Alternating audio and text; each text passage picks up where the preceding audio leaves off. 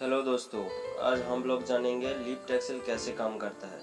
या आप लोगों ने देखा होगा बहुत सारा गाड़ी रास्ते में चलते चलते किसी का लिफ्ट गिर जा रहा है, किसी का खाली होने के बाद भी लिफ्ट उठ नहीं रहा है, किसी का लोड होने के बाद लिफ्ट गिर नहीं रहा है, किसी का बैक गियर पे लिफ्ट नहीं उठ रहा है। ऐसा बहुत सारा प्रॉब्लम है। इसीलिए हम लिफ्ट का A to Z सब कुछ सीखेंगे। उसका हवा लाइन कहाँ से कहाँ है, उसका इलेक्ट्रिक लाइन क्या है, आखिर में लिफ्ट एक्सेल एडजस्ट कैसे करना है, कितना माप रखना है, कितना रखने के बाद गाड़ी सही पे खाली होने के बाद उठ जाएगा या लोड होने के बाद गिर जाएगा। ये सब देखने के लिए आज हम लोग आए। ये देखिए, पहले कंप्रेसर में हवा बन गया, कंप्रेसर से उसके बाद आया आपका, कंप्रेसर के बाद आया पहले DDU था, उसके बाद एयरटेल।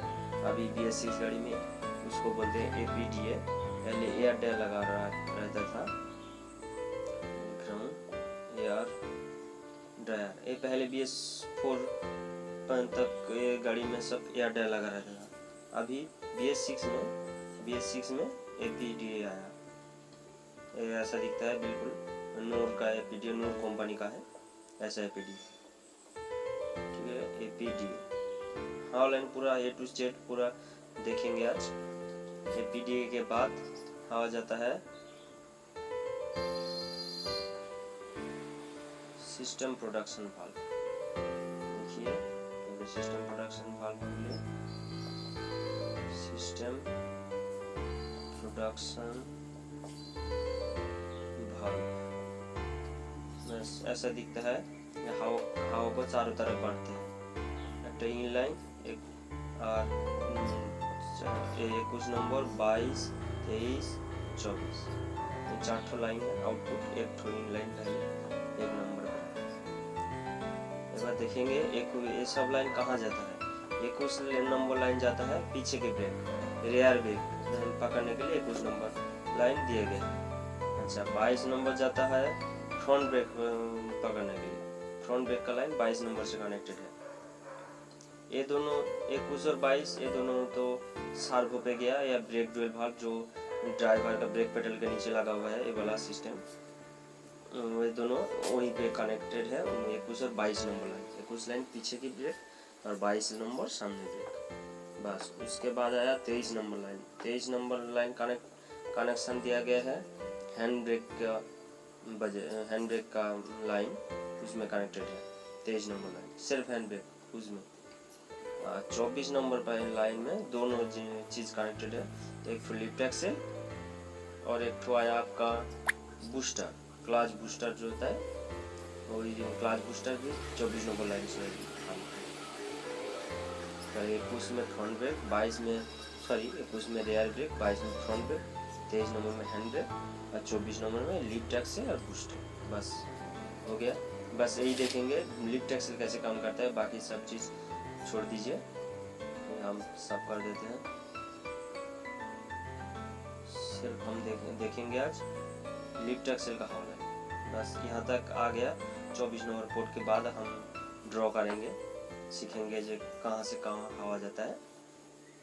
देखिए, बहुत सारा वीडियो गाड़ी में बहुत लोगों ने बोला गाड़ी में ये वाला पाइप वहाँ जाता है, वो वाला पाइप वहाँ जाता है, लेकिन अच्छी तरह के समझ में नहीं आता जो पाइप वहाँ से वहाँ तक कहाँ गया।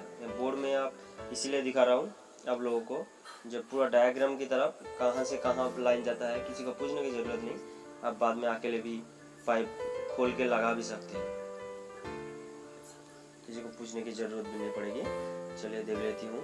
वो 24 नंबर लाइन के बाद वहाँ ये एक एयर टैंक रहता है। 1, 2 आप गाड़ी में देखेंगे 16 चक्का 14 चक्का में 2 एयर टैंक है पास। इसके बाद ये सोलिनॉइड वाल्व रहता है। एयर टैंक के बाद सोलिनॉइड में लाइन आता है, और पीछे जो एक्सेल है यहाँ एक LSB रहता है, मतलब लोड सेंसिंग वाल्व। अब देखेंगे गाड़ी से पीछे में घुसेंगे तो एक लोड सेंसिंग वाल्व लगा हुआ है। उसका काम है, गाड़ी में खाली है कि लोड है वो बताने का काम है, सोलिनॉइड पे बताते हैं। ये लोड सेंसिंग वाल्व ऐसा लगा हुआ है गाड़ी में, पीछे के एक्सेल में यहाँ लगा हुआ है। अब देखिए एयर टैंक से हवा कहाँ जाता है, देखती हूँ। सॉलिनॉइड में यहाँ एक ठो कनेक्टेड है, ठीक है। LSB थोड़ा बाद में बता दूंगा। LHB भी दिखाऊंगा, LHB का कनेक्शन। अभी देखिए सॉलिनॉइड में एक ठो डायरेक्ट लाइन है एयर टैंक से। सॉलिनॉइड में एक ही साइड चारों लाइन है, लेकिन मैं चारों तरफ दिखा रहा हूँ क्योंकि लिखने में देखिए देखा एक ही साइड में चारों लाइन है, लेकिन मैं चारों तरफ दिखा रहा हूँ। नंबर लिखा हुआ है उसका पास। अब मैं यहाँ नंबर लिख दे रहा हूँ। बोर्ड में देखेंगे तो अच्छी तरह से आपको समझ में आ जाएगा। ठीक है, चलिए देखती हूँ। 11, 12, 21, 22, बस ये चारों लाइन है। ये यहाँ भी लिखा भी है, आप देख भी सकते हैं, पूरा पंचिंग करके लिखा हुआ है। कहीं भी वो मिटेगा नहीं, आप जितना से पुराना हो जाए। यहाँ इलेक्ट्रिक सॉकेट है 4 पिन का, 4 पिन का इलेक्ट्रिक सॉकेट है। एक ठो पॉजिटिव, एक ठो नेगेटिव और एक ठो बैक गियर का है। लेकिन वो ये सॉकेट के अलावा BS6 में एक और सॉकेट है, वहाँ उसमें बहुत सारा कनेक्शन है, बहुत सारा लाइन। उसका बात छोड़ दीजिए क्योंकि उसके लिए स्टीयरिंग का कनेक्शन है। स्टीयरिंग काटने के बाद, फुल काटने के बाद लोड लिफ्ट एक्सल हो जाएगा। खाली वो गाड़ी वो सिस्टम सिर्फ 16 चक्का के लिए दिया गया है, जिसमें डबल टायर लिफ्ट है। बस आइए अभी देखती हूँ।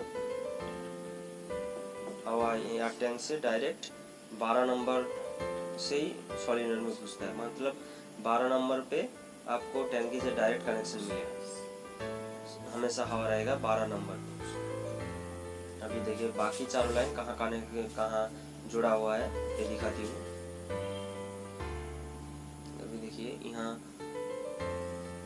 लोड बेलो अगर हो, जो बड़ा वाला बेलो रहता है जिसके ऊपर लिफ्ट एक्सल का लोड पड़ता है, लोड बेलो उसको बोलते हैं। लोड बेलो अंग लेता हूँ। लोड बेलो कनेक्शन है यहाँ से। ये देखिए ये जो एक्सेल के सामने से फोटो खींचा है, यहाँ इस तरफ दोनों लोड बेलो दिखाई दे रहा है। बस दोनों साइड दोनों लोड बेलो है। अब दिखाती हूँ 21 नंबर लाइन लोड बेलो से कनेक्टेड है, मतलब ये दोनों लोड बेलो है। यहाँ से 21 नंबर सॉलिनॉइड के वहाँ लिखा हुआ है, वहाँ से 21 नंबर लाइन लोड बेलो पे कनेक्टेड है। अभी 22 नंबर लाइन कनेक्टेड है लिफ्ट बेलो में, मतलब दोनों छोटा बेलो भी लगा हुआ है जिसके लिए एक्सेल ऊपर उठता है, वो लिफ्ट बेलो है। वो कनेक्टेड है 22 से कनेक्टेड, ये लिफ्ट बेलो। इसका कनेक्शन 22 नंबर से जुड़ा हुआ है। बस यहाँ लिफ्ट बेलो लगा हुआ है, दोनों लिफ्ट बेलो का छोटा वाला बेलो जो बोलते हैं 22 नंबर कनेक्शन यहाँ से आ गए। बस अभी आएगा आपका सॉलिनॉइड से तीनों कनेक्शन समझ लिए। 12 नंबर पर डायरेक्ट कनेक्शन एयर टैंक से, और 21 नंबर लाइन लोड बेलो और 22 नंबर लाइन लिफ्ट बेलो कनेक्शन। बस अभी सिर्फ बाकी है, तो ये तीनों कनेक्शन मतलब 12 नंबर से डायरेक्ट तो आ जाएगा, लेकिन इसके लिए एक सिग्नल लाइन चाहिए, जो अभी एक हवा लाइन गैप है। LHB में 2 कनेक्शन है, ऊपर एक है नीचे एक है। अभी फोटो में देख सकते हैं, ऊपर एक लाइन है नीचे एक है। ऊपर का जो सॉकेट लाइन है उसके लिए उसका डायरेक्ट कनेक्शन है टैंकी से, ये वाला इसका डायरेक्ट टैंकी से कनेक्ट है, मतलब यहाँ गाड़ी हमें हवा होने के बाद हमेशा हवा मिलेगा आपको। ये कनेक्टेड है ये 11 लाइन के साथ, सॉलिनॉइड के साथ कनेक्शन है। ये LHB का यहीं से सिग्नल आता है कितना लोड है गाड़ी या खाली है। LHB सॉलिनॉइड को बताता है। यही 11 नंबर पे लाइन है। LHB में 2 लाइन हो गया, एक ठो इन ऊपर पाइप वाला इन और नीचे पाइप वाला आउट करके सॉलिनॉइड में आ गया। बस यही आपका हवा लाइन है, और कुछ भी जटिल प्रोसेस कुछ भी नहीं है। हम BS6 में आप देखेंगे इसका जो हवा लाइन मैंने ड्रॉ किया, इसका बीच में छोटा करके किसी का PL भी लगा हुआ है, मतलब प्रेशर लिमिटिंग वाल्व।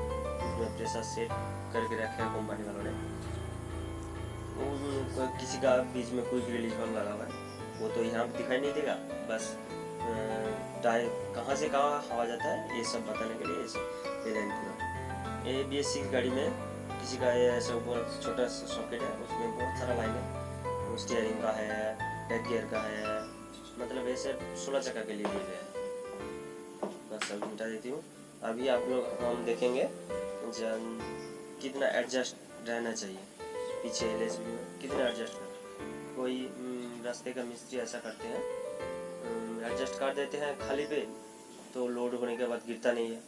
अब फिर से आप लोड होने के बाद उसके पास एडजस्ट कर लिए, तभी गिर गया, उसके बाद खाली होने के बाद लिफ्ट नहीं उठता है, फिर से आपको एडजस्ट करना पड़ता है बार बार। इसीलिए आप एक ठो स्केल की मदद लीजिएगा। एक ठो स्केल लगेगा, मेरे पास अभी नहीं है इसीलिए दिखा नहीं रहा हूँ, दिखा दूंगा कैसे मापना है, कैसे क्या करना है। यहाँ LSB लगा हुआ है, LSB का कनेक्शन की मैं भी दिखा रहा हूँ। LSB में 2 कनेक्शन था, एक ठो इन, एक ठो आउट, बस। और उसमें कोई कुछ भी इलेक्ट्रिक वगैरह नहीं था, बस दोनों हॉल है।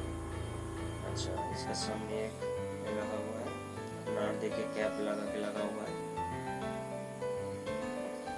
लॉक नट लगा हुआ है उसके ऊपर।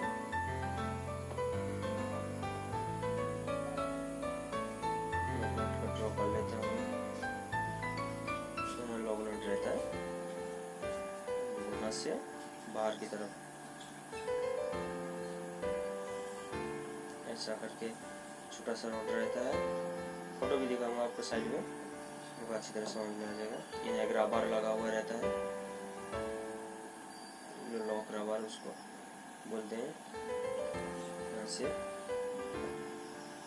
नीचे ऐसा करके शुरू करके रोड आया, उसके बाद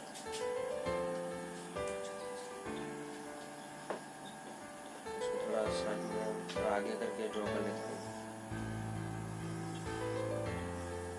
एक्सेल है, दोनों तरफ दोनों टायर लगा हुआ है।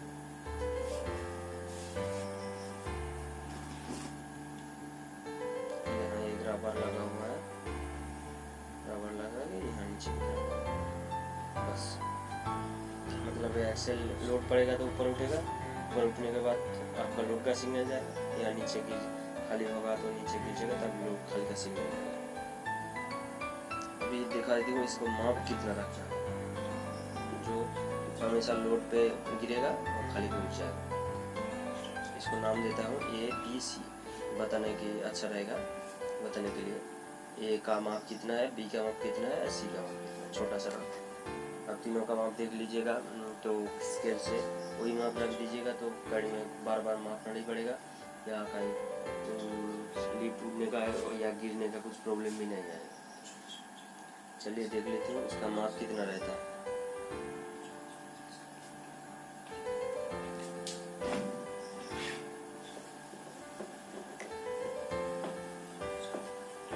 चलिए यहाँ लिख देता हूँ नीचे 48/25, मतलब 16 चक्का। 16 चक्का में कितना रहना चाहिए।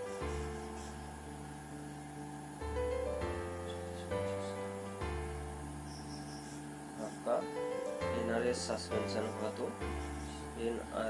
NRS सस्पेंशन मतलब जो नॉर्मल गाड़ी में 10 चक्का या 12 चक्का डाला पड़ता है, पीछे का जो सस्पेंशन होता है, दोनों एक दूसरे के साथ बार से कनेक्टेड है, वो NRS सस्पेंशन बोलते हैं, ऐसा कनेक्टेड। उसका माप रहता है, ABC करके लिख देता हूँ।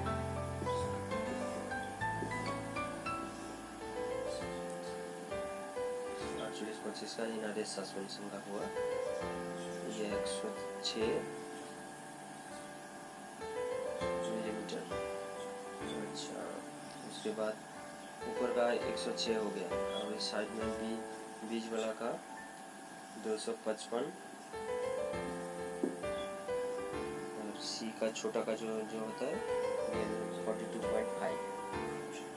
ये तीनों माप रखिएगा तो आपको लिफ्ट का कुछ प्रॉब्लम, मतलब गिरने का और उठने का कुछ प्रॉब्लम नहीं है। एक मैं गारंटी के साथ बोल दे रहा हूँ। एक बॉगी सस्पेंशन हो तो बॉगी सस्पेंशन कैसे आपको दिखा रहा हूँ। उल्टा पाती जो होता है, ऐसा उल्टा करके पाती होता है, ऊपर में छोटा उसके ऊपर छोटा, ऐसा करके उल्टा पाती जो होता है वो बॉगी सस्पेंशन उसको बोलते हैं। उसका पाती ऐसे चक्का रहता है। अगर उसका हुआ तो उसका माप थोड़ा अलग रहता है, उसका भी दिखा रहा हूँ। बॉगी सस्पेंशन का load sensing valve second axle में लगा हुआ है, सेकंड फ्रंट एक्सल में। सामने वाला दोनों चक्का जो है सेकंड फ्रंट एक्सल में लगा हुआ है।